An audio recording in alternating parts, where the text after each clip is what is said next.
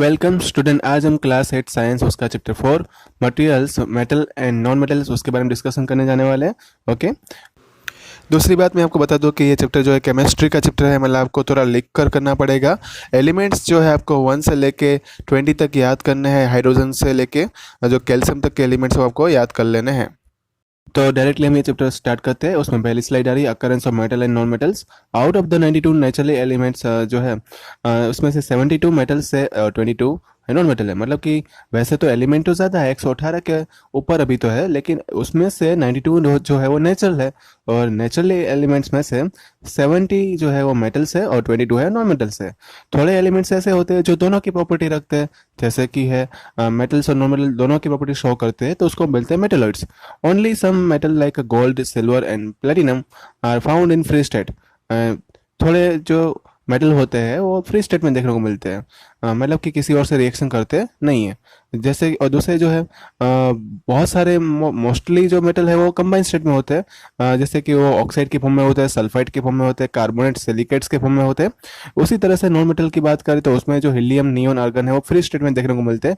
बाकी जो है वो सभी जो सल्फर है, फॉस्फोरस है, वो कंबाइन फॉर्म में देखने को मिलते हैं। फिर आ रहा है नेक्स्ट स्लाइड में मेटल जी। मेटल जी में क्या है कि हम मेटल को जो एक्सट्रैक्ट करते हैं, ज़मीन में से निकालते हैं ना, फिर हम उसकी मतलब कि ज़मीन में क्या होती है, उसकी और होती है, और और में से निकालने के बाद उसका प्योरीफिकेशन करते हैं। उस प्रोसेस को बोलते हैं मेटल जी।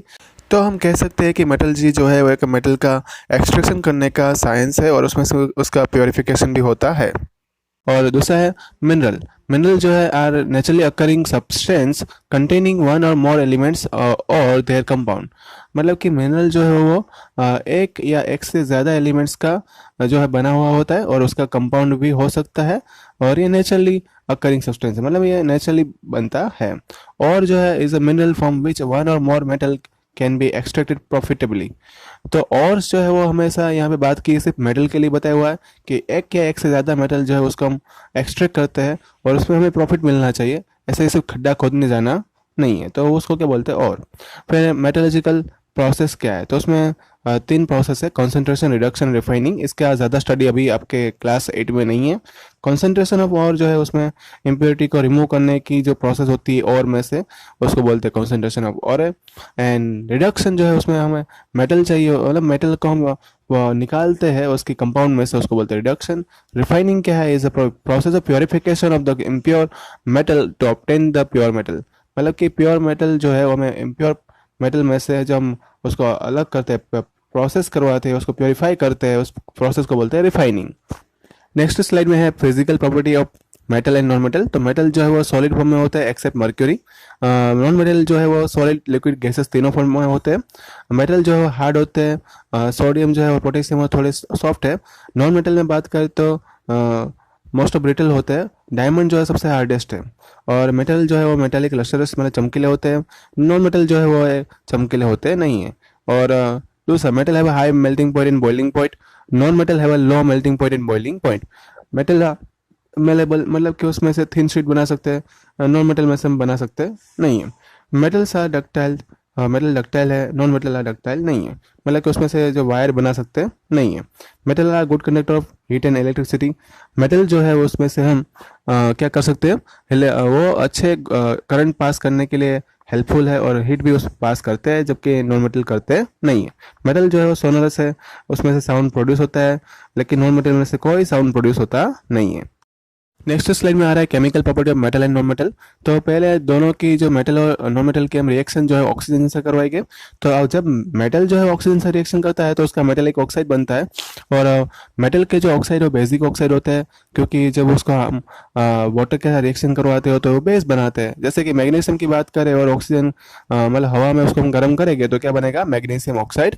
और मैग्नीशियम जो है वाटर के साथ रिएक्शन करेगा तो मैग्नीशियम हाइड्रोक्साइड बनाता है। उसी तरह से अगर हम नॉन मेटल में बात करें तो नॉन मेटालिक ऑक्साइड जो मतलब कि वो ऑक्सीजन के साथ रिएक्शन करेंगे तो वो नॉन मेटालिक ऑक्साइड बनाएंगे। और उसके ऑक्साइड जो है उसका नेचर जो होता है वो एसिडिक होगा, क्योंकि जब उसका मेटालिक मतलब कि नॉन मेटालिक ऑक्साइड को हम पानी के साथ रिएक्शन करवाएंगे तो वो क्या बनाएंगे, एसिड बनाएंगे। जैसे कि सल्फर की बात की है, हवा के साथ रिएक्शन करता है तो S+O2 तो क्या बनेगा, SO2। और सल्फर डाइऑक्साइड जो है वो वाटर के साथ रिएक्शन करवाएंगे तो क्या बनेगा उसका, सल्फ्यूरस एसिड, मतलब कि H2SO3, उसका नाम क्या है, सल्फ्यूरस एसिड। नेक्स्ट स्लाइड में आ रहा है रिएक्शन विथ वाटर। तो मेटल जो है जब वाटर के साथ रिएक्शन करते हैं तो मेटल हाइड्रोक्साइड बनता है और हाइड्रोजन गैस कहीं पे उसमें से रिलीज होता है। जैसे कि सोडियम जो है वो वाटर के साथ रिएक्शन करता है तो उसका हाइड्रोक्साइड मतलब कि सोडियम हाइड्रोक्साइड बन गया और हाइड्रोजन गैस रिलीज होती है। और ये स्पॉन्टेनियस रिएक्शन है, उसमें जो धुआं भी निकलता है। मैग्नीशियम रिएक्शन जब रिएक्ट करता है वाटर के साथ तब उसमें मैग्नीशियम हाइड्रोक्साइड बनता है और हाइड्रोजन गैस रिलीज होती है। नॉन मेटल जो है वो पानी के साथ रिएक्शन नहीं करते। रिएक्शन विथ एसिड, जब मेटल जो है वो कोई भी एसिड का रिएक्शन करता है तो उसका मेटेलिक सॉल्ट बनता है और हाइड्रोजन गैस रिलीज होती है। जैसे कि जिंक की बात करें तो जिंक है वो हाइड्रोक्लोरिक एसिड के साथ रिएक्शन करके जिंक क्लोराइड बनाता है और हाइड्रोजन गैस उसमें रिलीज होती है। नॉन मेटल जो है वो भी एसिड के साथ रिएक्शन नहीं करते हैं, लेकिन कोई कोई ऐसे नॉन मेटल्स जो है वो रिएक्शन करते हैं। उसका एक रिएक्शन यहाँ पे दिया हुआ है जो वैसे तो तुम्हारे सिलेबस में नहीं है, लेकिन तो भी मैं बता देता हूँ कि सल्फर जो है वो नाइट्रिक एसिड के साथ रिएक्शन करके सल्फर डाइऑक्साइड, नाइट्रोजन डाइऑक्साइड और H2O बनाता है।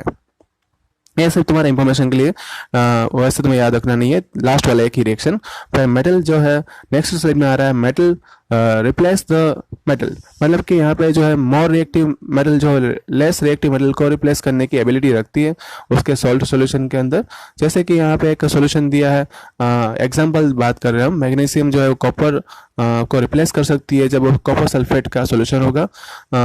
कैसे रिप्लेस करेगी उसका रीजन जो मैं आगे नेक्स्ट स्लाइड में आपको बता दूंगा। अभी आप डायरेक्टली ये देखें कि मैग्नीशियम जो है कॉपर सल्फेट में से कॉपर को रिलीज करके क्या बन जाता है, मैग्नीशियम सल्फेट, और कॉपर जो अलग हो जाता है।